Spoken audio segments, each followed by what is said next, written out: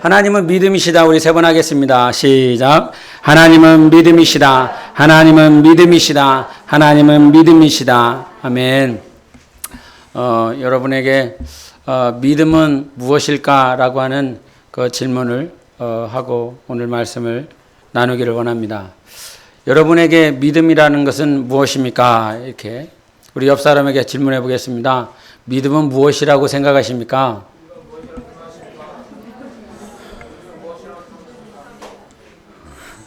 네. 우리에게 저마다 다양한 믿음들이 자리에 있습니다. 그래서 오늘은 성경에서 말씀하고 계시는 믿음이 무엇일까 우리가 고민하고 생각하고 우리가 과연 그 믿음을 따라 살아가고 있는지 점검하는 시간이 되시기를 예수 이름으로 축원합니다. 믿음을 이게 신약과 구약으로 이렇게 나누면 구약에서 히브리어로는 이 믿음을 에무나라고 그럽니다. 한번 따라해 볼까요? 에무나. 예, 에무나 그럽니다. 근데 이 에무나라고 하는 이 말은 아마니라라고 하는 어근에서 왔는데 이 뜻을 보면 끊임없다, 지속한다라고 하는 뜻을 가지고 있습니다. 무슨 뜻을 가지고 있다고요? 예, 끊임없다, 지속한다라고 하는 것입니다. 그래서 이 아만으로부터 이제 나오는 의미가 우리가 너무 친숙하고 잘 아는 단어가 있는데 그것이 아멘입니다. 이렇게 세 가지 단어 기억하십니까? 세 가지 단어를 얘기했습니다. 지금 맨 처음에 뭘 얘기했죠? 아무나가 아닙니다. 애니원이 아니라 에무나입니다. 그 다음에요 무슨 단어를 얘기했죠? 아만을 얘기했습니다. 그리고요 아멘을 얘기를 했습니다. 그와 같이 이 믿음이라고 하는 것이 이 세 가지가 연결되어 있는데 이 믿음이라고 하는 에무나는 이 아만이라고 하는 지속한다, 끊임없다라고 하는 것으로부터 나왔는데 결국 이 아만을 통해서 우리가 마지막에 고백되어지는 단어가 있으니 그것이 아멘이라고 하는 것입니다. 믿습니다. 찬양합니다. 주님은 신실하십니다라고 하는 고백을 우리가 할 수 있다라고 하는 것입니다. 그래서 우리의 믿음이 어떻게 돼야 되느냐라고 하는 믿음이 무엇이냐라고 그런다면 끊임없어야 되고 지속 가능한 것이 참 믿음이라고 하는 것입니다. 그래서 우리가 지속적으로 끊임없이 신뢰할 수 있는 대상이 누구이십니까? 하나님이십니다. 끊임없이 지속 없이 그분에게 24시간 365일 내 사는 평생을 다 지속적으로 끊임없이 나의 마음과 생각을 드릴 수 있는 유일하신 분이 우리가 신뢰하고 있는 하나님이십니다. 그래서 이 에무나라고 하는 이 단어를 처음 등장하는 구약 성경이 있는데 그것이 출애굽기에 나와 있습니다. 17장 12절에 이제 그 아말렉과의 전투에서 모세가 이 손을 들고 기도하는 모양들이 나옵니다. 그 말씀을 읽어드리면 모세의 팔이 피곤함에 그들이 돌을 가져다가 모세 아래에 놓아 그 위에 앉게 하고 아론과 훌이 한 사람은 이쪽에서 한 사람은 저쪽에서 모세의 손을 붙들어 그 손이 해가 지도록 내려오지 아니한지라. 여기서 여러분은 에무나라고 하는 단어가 어디에 사용됐을 것 같습니까? 다시 안 읽어드려도 되지요? 무슨 말씀인지 아니까요? 어디에 에무나가 사용됐을 것 같습니까? 네? 역시 우리 교회 안수 집사님은 다 아십니다. 손이 끝까지 내려오지 않는다라고 하는 것입니다. 한번 이렇게 이제 말씀을 이제 주일 설교를 생각해 보면 그런 믿음을 가지고 있구나, 그런 믿음을 말을 하고 있구나. 그런데 모세의 입장에서 한번 생각해 보면 모세가 어디 위에 앉았습니까? 돌 위에 앉았습니까? 여러분 같으면 돌 위에 앉으실 것 같습니까? 어떻게 하면 더 편하실 것 같습니까? 그것을 생각하다 보니까 돌 위에 앉아서 이렇게 서 있으면 굉장히 팔이 이렇게 아플 것 같다는 생각이 들면서 누워서 이렇게 들고 있으면 안 편할까? 이런 생각이 들었습니다. 누워서.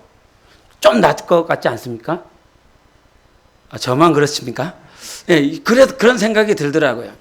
그런데 왜 모세는 그 나이에 그냥 누워서 이렇게 들고 있으면 되는 것을 그 돌 위에 앉아 있을까라고 하는 것들을 이게 묵상을 하는 가운데 그 돌이라고 하는 건 결국 누구를 말씀하시는 거죠. 예수 그리스도를 말씀을 하시는 것입니다. 반석이라고 하는 예수 그리스도, 터가 되시는 그분 위에 팔을 들고 있는 것. 근데 그 팔을 들고 있을 때 계속 지속적으로 내리지 않고 들고 있더라고 하는 것입니다. 우리의 믿음이라고 하는 건 좀 전에도 아만을 얘기했지만 지속 가능한 것, 끊임없는 것, 이 말인즉슨 변함이 없는 것인데 그것이 바로 내가 신뢰하고 있는 예수 그리스도이십니다. 그분 위에 앉아서 내 팔을 들든 내 팔을 내려놓든 누워있든 자고 있든 그렇게 돼야 되지, 우리의 신앙이 예수가 아닌 다른 것 위에 앉아있다라고 그런다면 우리의 믿음은 참이 될 수가 없습니다. 그래서 아들 예수 그리스도를 우리에게 주셔서 요한복음 14장 6절에 뭐라고 말씀하십니까? 내가 곧 길이요 진리요 생명이라 말씀해 주셨습니다. 그분을 통해서만 아버지께로 나아갈 수 있다라고 말씀해 주셨어요. 그래서 진리 위에 앉아 있을 때, 진리라고 하는 그 말씀 위에 내가 살아가고 있을 때 그것이 내 안에 참 믿음으로 자리하고 있는 것입니다. 그래서 지난 수요일에도 얘기를 했고 주일 예배 때도 얘기했고 계속 얘기를 했었던 말씀 구절이 있었는데 로마서 10장 17절이 무슨 말씀이었죠? 우리는 새로운 피조물입니다. 할렐루야. 네, 항상 새로운 피조물. 우리의 믿음이라고 하는 건 들음으로 나왔다. 그 들음은 그리스도의 말씀으로 인한 것이라고 하셨습니다. 그래서 참 믿음이라고 하는 건 말씀 위에 세워져야 되는 것입니다. 지속력을 가지고 살아가는 것이 우리의 신앙생활이어야 되는 거예요. 오늘 본문 말씀에 보면 예수님을 자기 자신을 무엇으로 비유하십니까? 포도나무라고 말씀하시는데 그 앞에 참자가 붙어 있습니다. 그리고 우리는 무엇이라고 말씀하십니까? 가지라고 말씀을 하십니다. 저는 이 요한복음 15장 1절부터 있는 이 말씀 가운데 하나님은 왜 우리에게 가지가 되라라고 했을까라고 하는 그 말씀을 자꾸 묵상하게 됩니다.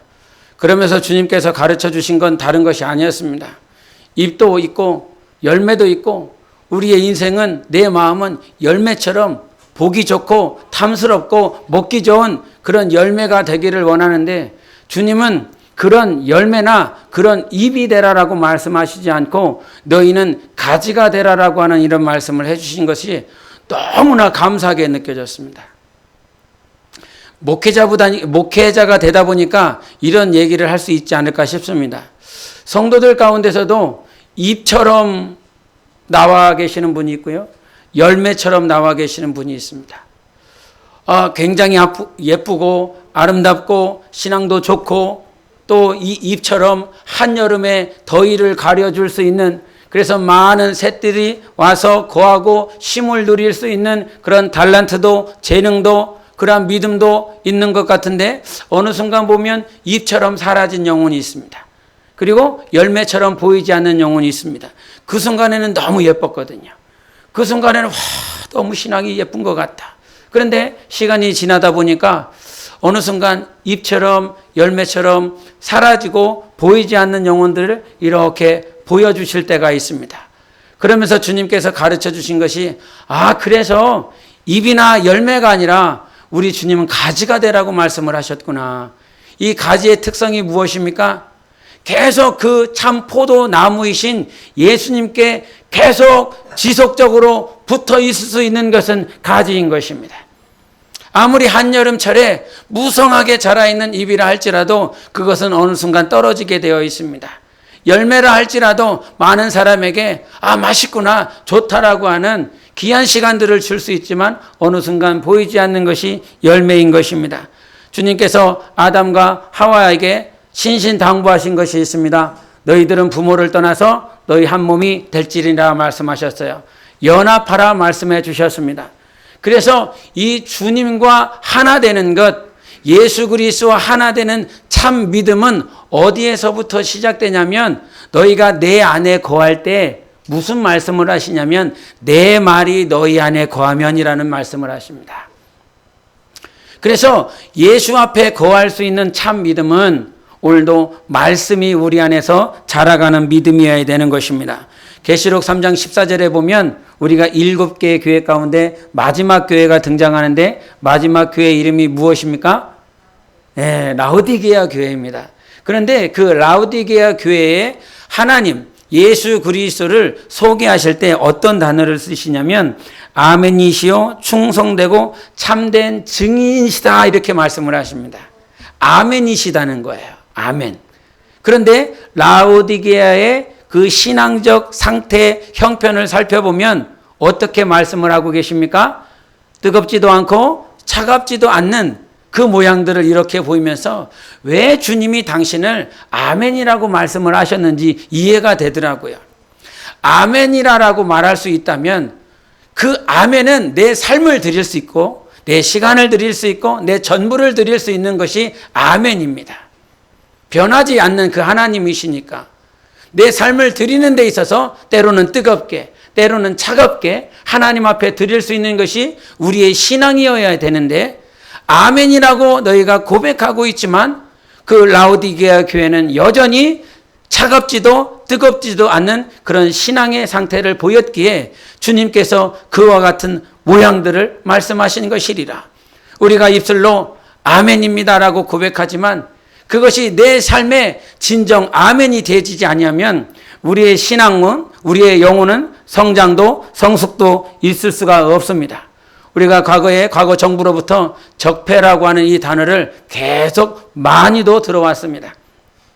적폐가 무엇입니까? 오랫동안 쌓이고 쌓인 폐단이 적폐입니다. 오랫동안이요. 이게 너무나 많이 쌓여서 이것을 어떻게 쳐부술 수 없고 이것을 처리할 수 없는 그 상황 가운데 있습니다. 여러분 한국교회에는 적폐가 있겠습니까? 없겠습니까? 조신양 목사에게는 적폐가 있겠습니까? 없겠습니까? 오랫동안 쌓아 있어서 도저히 해결되지 않는 그런 적폐가 우리 안에는 없을까라고 하는 것들을 생각해 보게 됩니다. 교회가 우리 한국교회가 6만 교회라고 그럽니다. 이 좁은 땅덩어리에 교회가 왜 이렇게 많은지. 그런데 이 6만 개 교회가 있지만 과연 자정 능력을 가지고 있는 이 한국 사회를 바꿔낼 수 있는 자정 능력을 가지고 있는 교회는 얼마나 많이 있을까? 전적으로 누구의 책임이겠습니까? 목회자의 책임입니다. 설교를 잘하는 목사 따라가지 마십시오. 할렐루야. 아멘 하십시오. 설교를 잘하는 목사 따라가지 마십시오. 비록 형편없는 설교를 할지라도 그 설교를 살아내려고 하는 목사를 따라가시기를 바랍니다. 그래서 우리의 신앙이라고 하는 건 말씀의 화려한 미사 여구를 통하여 우리의 신앙이 나는 이런 신앙을 가지고 있습니다가 아니라 오늘도 골방에 들어가 있지만 그 골방에서 이 한 말씀을 내가 지난 한 주간 받았는데 이 말씀을 살아내지 못하여 가슴을 치며 통곡하며 회개하는 그런 신앙인들, 그런 목사, 그런 평신도, 그런 그리스도인들이 이 마지막 때에 필요한 시간인 것입니다. 그래서 설교 잘하는 목사도 중요하지만 그 설교를 살아내는 목사를 향하여 같이 동역할 수 있는 여러분이 되시기를 바라고, 바꿔 말하면 여러분도 마찬가지인 것입니다. 아, 저 목사는 설교를 잘하고 저 목사는 설교를 못하는구나라고 하는 비평학적인 관점에서 설교를 듣는 것이 아니라 오늘도 하나님 내가 살아내야 될 말씀이 무엇인지 가르쳐 주시고 그 말씀을 살아낼 수 있도록 나를 불쌍히 여겨주시고 그 말씀을 살아낼 만한 힘이 없다면 내 안에 회개의 영을 더하셔서 돌이키시고 하나님 앞에 뜻대로 살아갈 수 있도록 기도하는 것이 평신도의 입장이 될 것입니다. 목회자가 됐든 평신도가 됐든 오늘도 우리가 살아내야 될 것은 하나님의 말씀이고 그 말씀이 살아낼 때 우리가 비로소 하나님 앞에 참 믿음을 가진 그리스도인이 될 것입니다. 우리가 이 구약이라고 하는 이 말씀 다시 한번 물어볼까요? 구약에서 말을 하고 있는 히브리어의 믿음은 단어는 뭐라고 그랬죠? 예, 에무나라고 그랬습니다. 그러면 우리가 신약에서 한번 살펴볼 믿음이 있습니다. 신약에서는 이 신약에서의 원어는 뭐지요? 예? 뭐라고요? 저 그런 얘기 한 적 없는데요. 예? 구약의 원어는 히브리어입니다. 신약의 원어는 여러분이 다 아시는 것처럼 헬라어입니다. 이 헬라어에서 말하는 믿음이라고 하는 것은 피스토스라고 그래요. 근데 이 피스토스라고 하는 이 말은 페이도라고 하는 그 말에서 유래가 됐는데, 그 페이도의 뜻은 화해하다, 친구로 만들다라고 하는 거예요. 자, 다음 챕터로 넘어갔어요, 여러분. 정신을 차리셔야 돼요. 전 챕터가 뭐였지요? 에무나인데, 에무나가 뭐 어쨌다고? 그러니까 어떻게 했다고? 그 믿음이 어디 위에 세워져야 된다고요? 말씀 위에 세워지는 것이, 참 진리 위에 세워지는 것이 에무나라고 하는 것입니다. 그렇다라고 한다면 이 피스토스, 페이도라고 하는 이 말은 화해하다, 친구로 만들다라고 하는 거예요. 이것이 믿음의 시작점을 구하는 것입니다. 그러니까 믿음은 어떤 상태에서 시작돼야 되냐면, 다른 표현으로 뭐뭐와 화해가 되었다. 화해. 그 다음에 뭐뭐와 친구가 된 상태. 그것이 믿음이 시작되어지는 시작점이라는 거예요. 믿음이, 그러니까 내가 믿습니다. 내가 믿습니다. 이 상태가 내가 믿음 있는 상태가 아니라는 거예요. 말씀을 들으면서 여러분이 아멘을 하시잖아요. 그렇지요. 하나님의 말씀을 믿으시지요. 그러면서 아멘을 하시잖아요. 그런데 그 상태에서 우리가 한 번 더 생각해 봐야 될 하나님의 말씀은 무엇이냐면, 믿음의 시작점은 화해가 된 상태, 친구가 된 상태라고 말씀을 하시는 거예요. 그게 시작점이라는 거예요. 그런데 이 누구와 화해할까요? 누구와 친구가 될까요? 하나님과 화해를 해야 되고 하나님과 친구가 돼야 돼요. 우리가 요한복음 15장 15절에 16절에 너희를 종이라 하지 않고 뭐라고 말씀하셔요? 너희를 이제 친구라. 근데 이 친구라라고 말씀하시면서 주님이 친구가 됐으니까 그 다음에 내가 너한테 이거 해줄게. 뭘 해준다고 그럽니까? 친구가 된 사람에게 뭐 해준다고 그래요?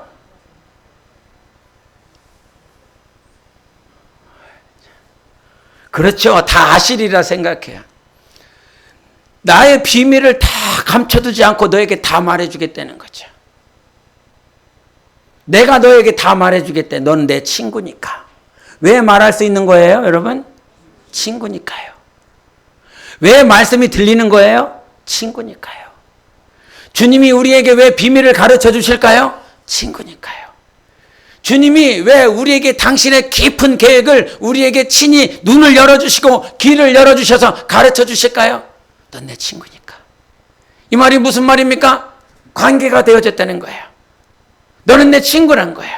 사귐이 있다는 거예요. 그래서 믿음이라고 하는 건 믿습니다. 믿습니다. 말씀을 듣고 믿습니다. 모세가 시내산에서 그 받은 말씀을 가지고 백성들에게 그 계명을 정말 큰 목소리로 웅장하게 가르치고 전할 때에 밑에서 들었었던 이스라엘 백성들은 아멘, 아멘 2번씩 그렇게 외쳤습니다. 그런데 그들의 믿음은 진짜가 아닙니다. 그렇게 되어질 수가 없습니다. 왜 그럴까? 하나님과의 관계가 없기 때문인 것입니다. 내가 아무리 믿는다라고 말을 하지만, 내가 예수 그리스도를 믿습니다라고 말을 하지만 하나님과 관계를 갖지 않고 있는 사람은 절대 그 안에 믿음이 있을 수가 없습니다. 성령으로 아니고서는 예수를 뭘로 시인을 하지 못한다고 그래요? 주로 시인하지 못한다고 그래요. 성령으로 하지 못한다라고 하는 그 말이 무슨 말입니까? 하나님이 우리 안에 임재하셔야 된다는 사실입니다. 하나님이 우리 안에 들어오셔야 그제서야 예수 그리스도를 주로 시인할 수 있다라고 고백하는 것입니다. 베드로의 신앙을 보게 됩니다.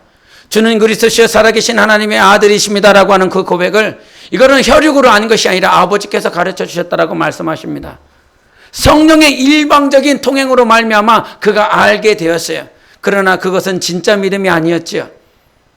그것은 참 믿음이 될 수가 없었어요.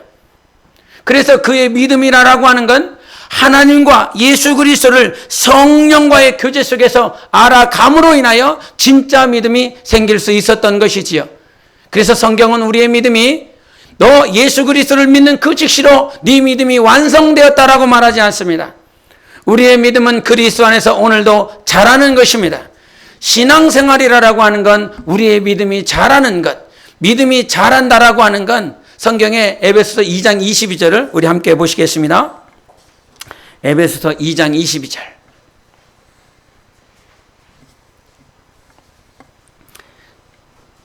같이 보시겠습니다. 에베소서 2장 22절 시작. 너희도 성령 안에서 하나님이 거하실 처소가 되기 위하여 그리스도 예수 안에서 할렐루야. 오늘도 지어져 가고 있는 것입니다. 지어진 것이 아닙니다. 성령이 임하셔서 성령 안에 살아가고 있지만, 그래서 우리의 소원이 무엇이어야 되냐면, 오늘도 성령이 임했으니까 내 신앙생활 끝이 아니라 성령이 임하였기 때문에 사도들이 그제서야 신앙생활을 할 수 있었습니다. 초대교회가 이루어졌고 성령의 인도받아 그제서야 영적 생활할 수 있게 된 것입니다. 그래서 주님이 우리에게 신신당부하십니다. 성령 안에서 하나님이 거하실 처소가 되기 위하여라고 말씀하십니다. 그것들을 이루기 위하여 오늘도 성령 안에서 함께 지어져 가고 있는 거야 라고 말씀하고 있어요. 그래서 여러분, 우리의 믿음이라고 하는 건 오늘도 자라나는 것입니다. 그러면 어떻게 자라날 수 있을까요? 주님과 관계를 갖는 것입니다. 주님과 사귀는 것입니다. 반드시 주님과 사귈 때 신앙이 자라나게 되어 있습니다. 때로는 우리가 신앙생활하면서 제가 자주 들었었던 말씀이 어떤 말씀이냐면, 이해가 되지 않아도 순종하라. 옆 사람에게 한번 말해볼까요? 이해가 되지 않아도 순종하십시오.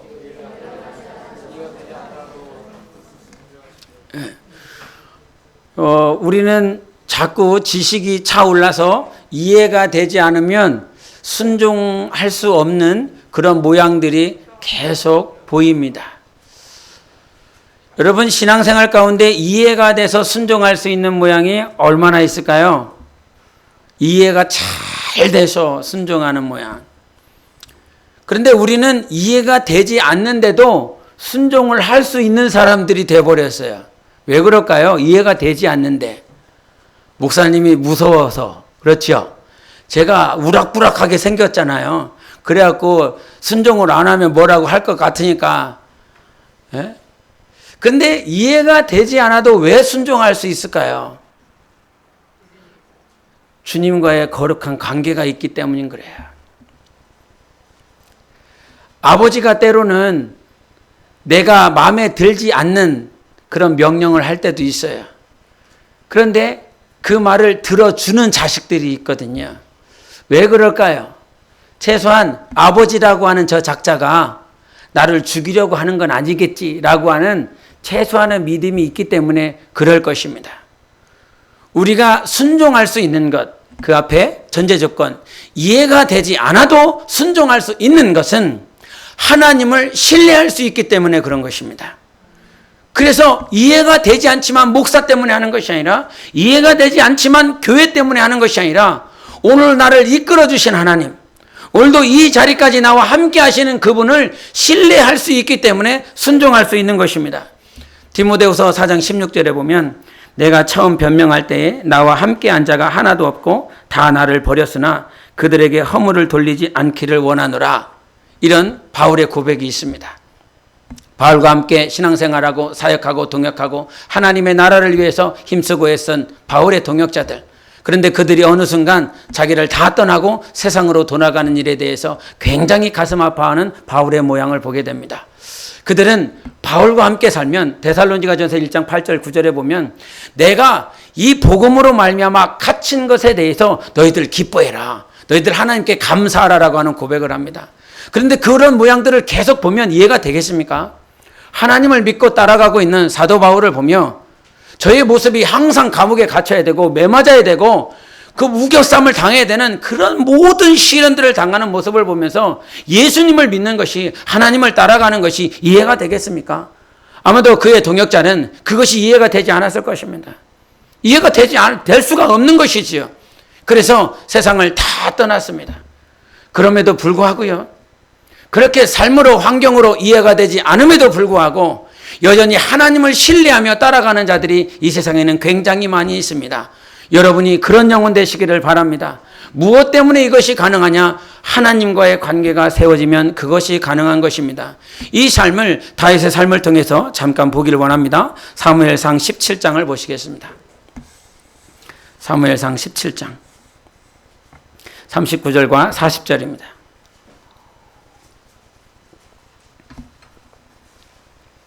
같이 보시겠습니다. 사무엘상 17장 39절 40절 같이 읽습니다. 시작.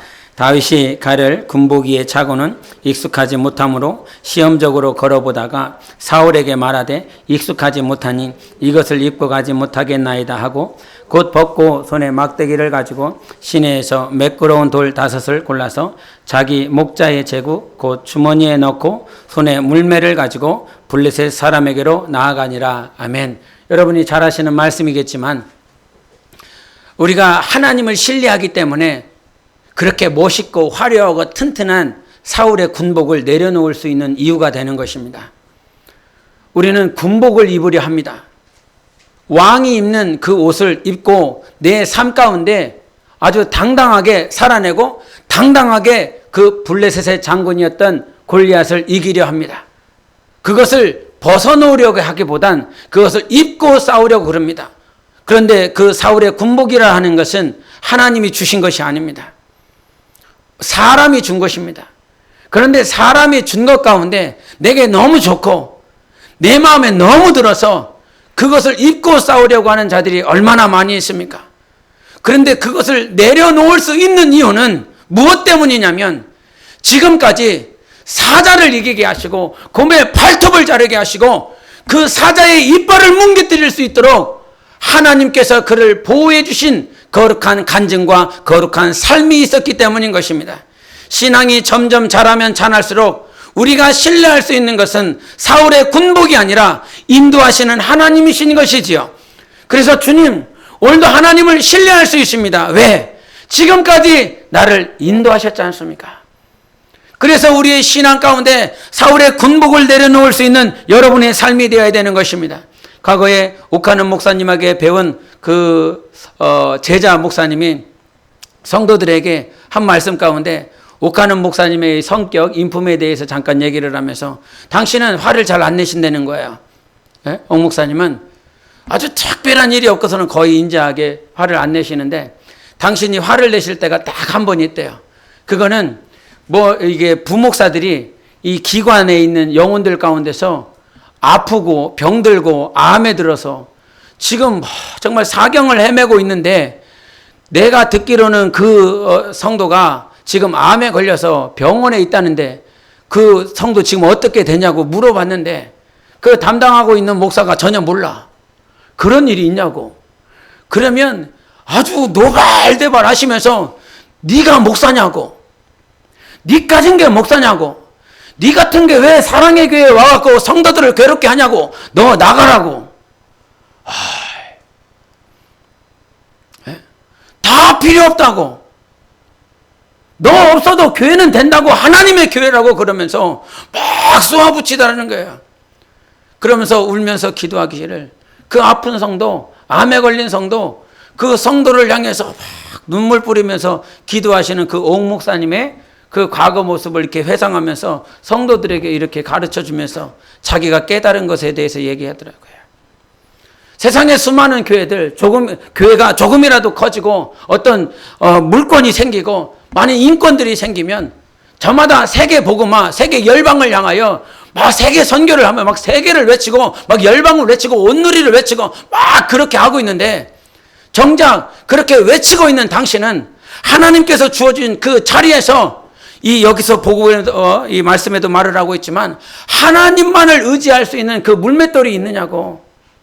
세계를 바라보며 세계 선교를 외치며 열방을 외치며 그렇게 살아간다라고 하는 너는 오늘 하나님이 준 그 자리에서 하나님만이 주시는 그 물맷돌 가지고 살아가고 있냐고.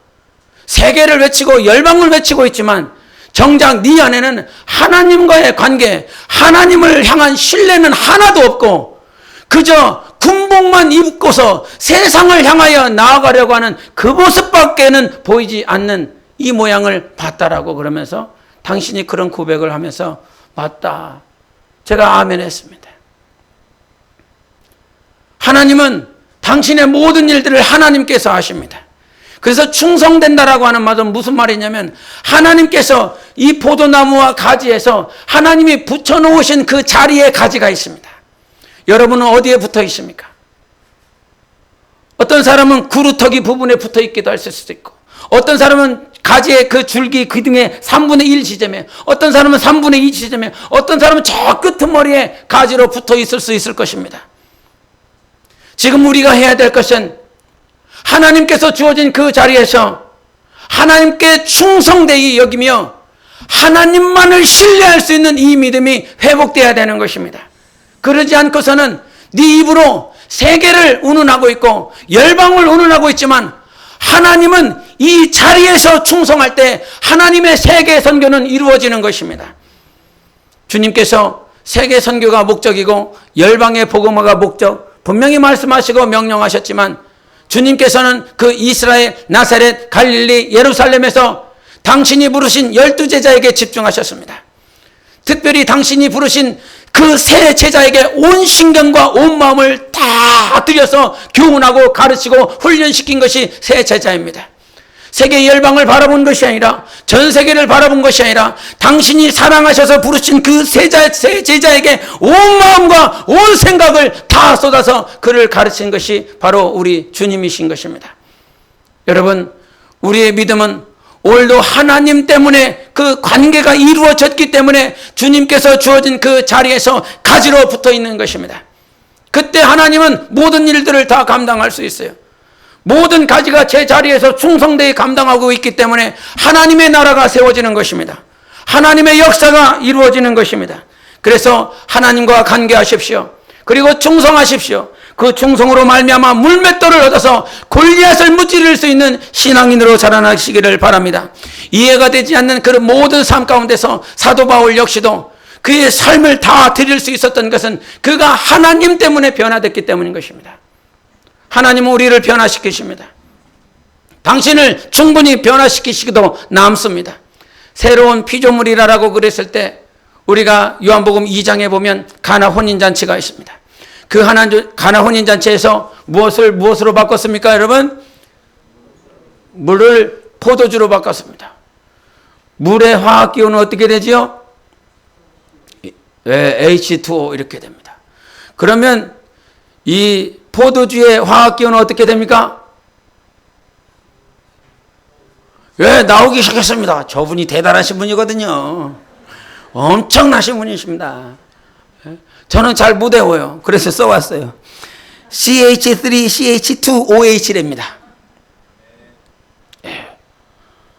뭐 세상 평생 이렇게 살면서 화학기호를 암기하고 살 분은 저분밖에 없어요. 저는 신경 안 쓰고 살았어요. 그런데 여러분 잘 보십시오. H2O에서요. CH3, CH2, OH 이렇게 바뀌었는데 포도주로 바뀌고 난 다음에 첨가가 된 원소가 무엇이 있습니까? 한 번 더. H2O에서 CH3, CH2, OH로 바뀌었답니다. 뭐가 더 첨가가 됐습니까? 탄소가 첨가됐습니다. 어떤 일본에 있었던 과학자가 4살짜리 자기 아들에게 엄마가 성경을 읽어주는데 이 가나 혼인잔치 성경을 읽어주더래요. 과학자 너무 피곤해하고 계속 듣고 있는데 엄마가 4살짜리에게 그거를 읽어주니까 그 과학자가 뭔 그런 얘기를 읽어주냐고, 말도 안 되는 소리를. 과학자니까 원소기호가 박혀있는 거예요. 할렐루야, 진리가 박혀있기를 바랍니다. 화학기호는 쓰잘데기가 없습니다. 전혀 이 세상이 말을 하고 있는, 과학이 말을 하고 있는 이 법칙에서 이탈해버렸기 때문에 없는 것에서 유가 있는 거예요. 무에서 유가 탄생을 해버렸기 때문에 과학자는 도저히 받아들일 수가 없어서 자기 자식에게 읽어주고 있는 와이프를 그렇게 나무랬답니다. 그런데 그 인간이 변했대요. 그 인간이 변해서 예수 그리스도를 믿었대요. 하나님께 그렇게 고백했답니다. 맞습니다, 하나님. 하나님은 무에서 유를 창조하실 수 있는 하나님이십니다. 그렇게 변화되었답니다.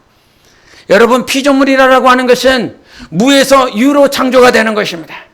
하나님을 만나면 우리는 새로운 피조물인 것입니다. 변했습니다. 어떤 상태, 어떤 그 외관이 변한 것이 아닙니다. 질적으로 완전히 변한 것입니다. 여러분 영혼은 완전히 변화된 것입니다. 어떤 1, 2도가 변한 것이 아니라 180도 변한 것입니다. 완전하게 변화된 것입니다. 그래서 성경은 우리를 새로운 피조물이라고 말씀하여 주시는 것입니다. 그런데 이와 같이 새로운 피조물이 되었기 때문에 하나님이 내 안에 들어와서 나를 변화시켜 줬기 때문에 모든 삶 가운데 이해가 되지 않는 그 삶이라 할지라도 하나님을 신뢰하며 살아갈 수 있는 것입니다.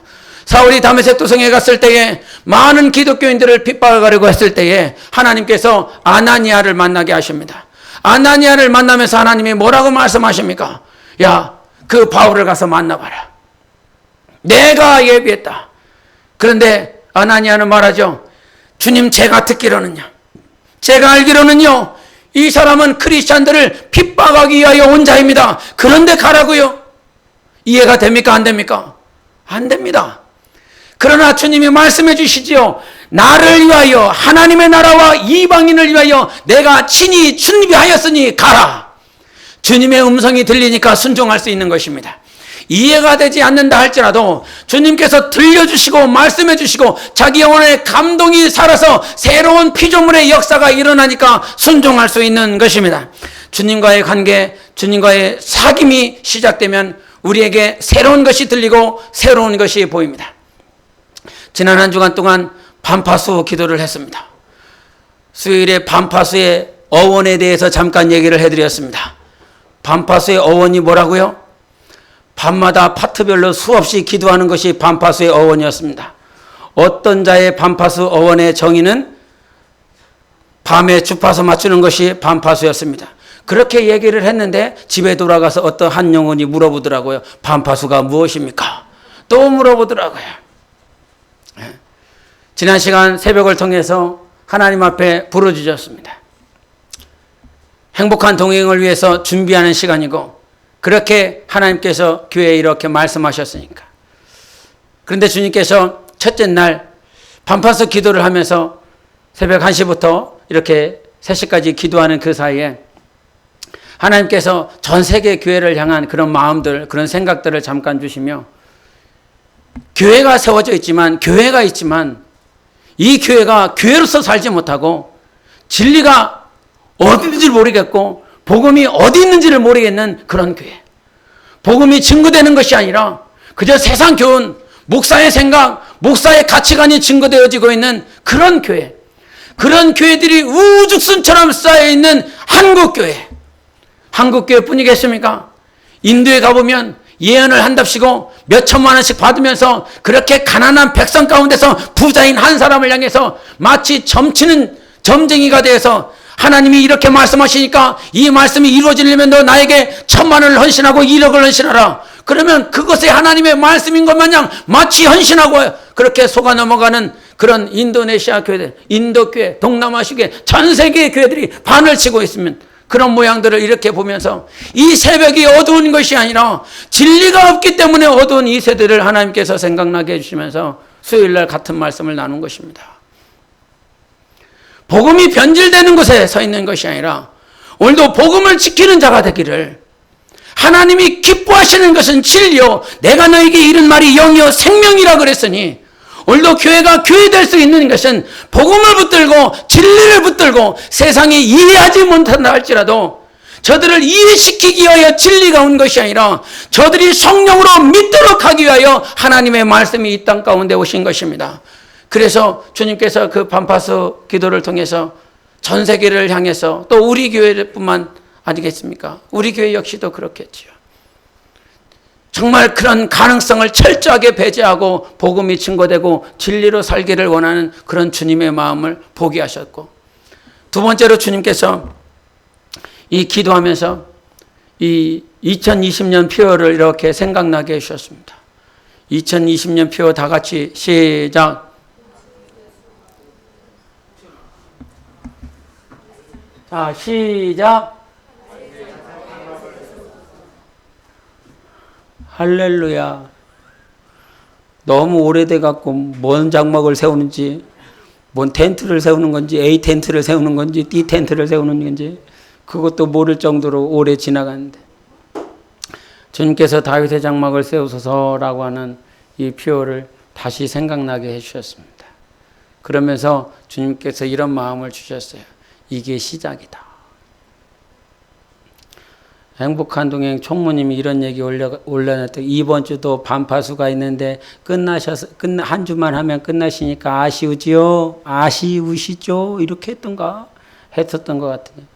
내가 봤을 땐 끝나지 않을 것 같아요. 아멘 하신 분만 신부가 될 수가 있습니다. 저는 이 반파수를 통해서 그냥 반파수라라고 하는 기도하는 것으로 끝나는 줄 알았어요. 그런데 주님께서 이 조그마한 교회에 하나님께서 사명으로 주신 것이 오늘도 어둠 가운데 있는 교회를 위해서 기도할 수 있는 교회를 찾으셨구나. 이 프로그램을 통해서. 이 프로그램이라고 하는 이 과정을 통해서 하나님께서 누가 교회를 위해서 영혼을 위해서 기도할 자가 누가 있나 싶으셨는데 찾다가 우리 교회 찾으신 거예요. 아멘 했어요. 주님이 그 마음을 주시는데요. 얼마나 뜨겁던지 내 마음이에요. 이 교회가 뭔 교회라고? 주님의 교회는 맞아요. 주님의 교회는 맞는데 우리의 모양과 우리의 모습을 보면 세계라고 하는 단어를 말하면 안 되고 열방이라고 하는 단어를 입 밖에도 내서는 안 되고 그러나 주님은 오늘도 그런 마음을 주시면서 행복한 동행 프로그램이 아니라 이 진리를 위해서 기도할 자들을 찾으셨습니다. 당신의 신부들을 찾으셨습니다. 그래서 이 마음을 하나님께서 주시면서 얼마나 뜨거웠는지 모릅니다. 여러분, 주님의 신부는 오늘도 예수 그리스도를 기다리는 자입니다. 그 날을 찾는 것이 아닙니다. 그 시를 찾는 것이 아닙니다. 그 날과 그 시 언제 올까가 아니라 오늘도 예수 그리스도만을 앙망하는 것이 주님의 신부인 것입니다. 그래서 데살로니가전서 5장 4절부터 5절에는 이런 말씀을 하십니다. 형제들아 너희는 어둠에 있지 아니하매 그날이 도둑같이 너희에게 임하지 못하리니 너희는 다 빛의 아들이요 낮의 아들이라 우리가 밤이나 어둠에 속하지 아니하리니 이런 말씀하셨습니다. 들리십니까? 주님의 음성이. 주님이 언제 오실 것인지 두려워하지 말라는 것입니다. 왜? 우리는 빛의 자녀니까 하나님의 자녀니까 하나님이 내 안에 사시면 하나님께서 언제 오시는 것인지 다 우리에게 말씀하여 주시고 가르쳐 주신다는 말씀하시죠. 그래서 두려워하지 말라는 것입니다. 언제 오실까? 주님 언제 올 거예요? 언제를 바라보지 말고 오늘도 주님을 앙망하는 여러분 되시기를 바랍니다. 그렇게 하나님께서 세우시는 것이 다윗의 장막인 것입니다. 히브리서 9장 11절에는 하나님이 세우시는 장막은요. 읽어드리면 그리스도께서 장래 좋은 일의 대제사장으로 오사 손으로 짓지 아니한 것 곧 이 창조에 속하지 아니한 더 크고 온전한 장막으로 말미암아 여기서 그리스도께서 대제사장으로 오셔서 손으로 짓지 아니한 온전한 장막을 지으시리라 말씀해 주셨습니다. 모세가 지었었던 그 장막 다 없어졌으나 대제사장이 진 예수께서 우리 안에 오셔서 온전한 장막을 짓겠다라고 말씀하여 주시는 것입니다. 손으로 짓는 것이 아닙니다.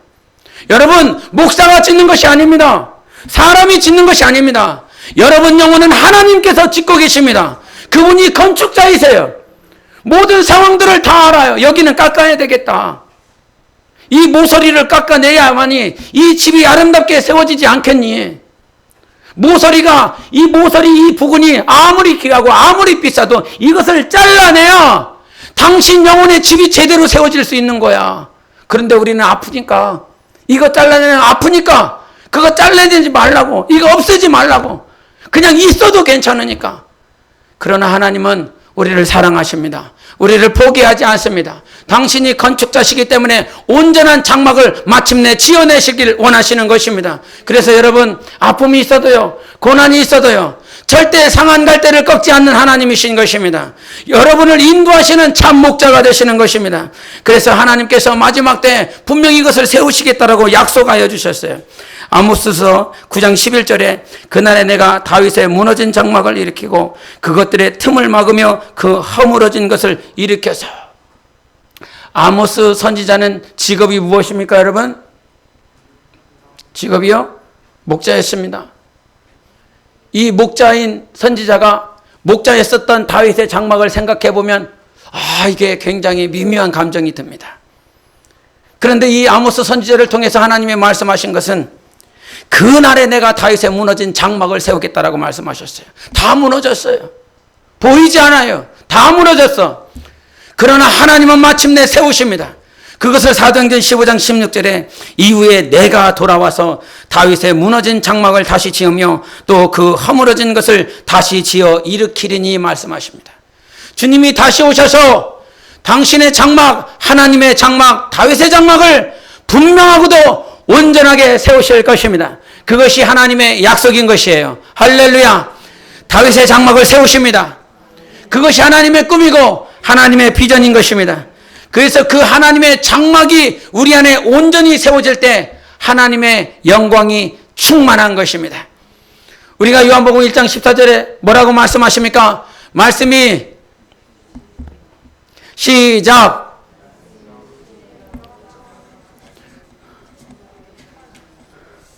용두삼위의 권세를 주셨습니다. 뭐 앞에는 조금 하는 것 같더만. 말씀이 육신이 되어서 우리 가운데 거하셨어요. 근데 그 거하신 것을 보니까 아버지의 독생자의 영광이에요. 은혜와 진리가 충만하신 분이더라는 거지요. 여러분, 예수가 우리 안에 거하면 하나님의 영광으로 충만한 것입니다. 언제 영광이 충만해? 예수가 우리 안에 거할 때 충만한 것입니다. 그래서 하나님의 장막은 언제 이루어지냐면 예수가 우리 안에 사실 때 다윗의 장막이 세워지는 것입니다. 세상 교훈도 다 사라지고 세상의 가르침도 다 사라지고 오직 예수 그리스도가 우리 안에서 높임을 받을 때에 비로소 하나님이 영광을 받는 다윗의 장막이 세워지는 것입니다. 여러분, 주님은 꿈이 있습니다. 예수 그리스도를 통하여 주님의 성전을 세우기를 원하십니다. 그것은 주님의 성전입니다. 그렇게 무너졌었던 솔로몬의 성전, 스룹바벨의 성전 다 무너졌지만 하나님은 그 무너진 성전이 아니라 내 안에 새로운 성전, 새 성전을 창조하시기를 원하십니다. 그래서 뜯어내는 거예요. 그래서 허물 때는 허물어져야 되는 거예요. 그 곰팡이 쓴 곳을 닦아내지 않고서는 절대로 그것을 아름답게 지을 수가 없어요. 주님의 뜻대로 세워져야 될 것 아닙니까? 말씀 따라 세워져야 될 것 아닙니까? 하나님께 영광을 올린다라고 하는 사람들의 많은 태도와 언어를 보면, 특별히 캐톨릭에서 지난 수요일에도 제사 얘기했지만, 캐톨릭은 복음화를, 한국의 조선 땅의 복음화를 위해서 제사를 용납했습니다. 그래서 니네 제사 지내도 괜찮아. 하나님만 믿어. 그래서 여전히 가톨릭은 여전히 제사 지내고 있는 것입니다.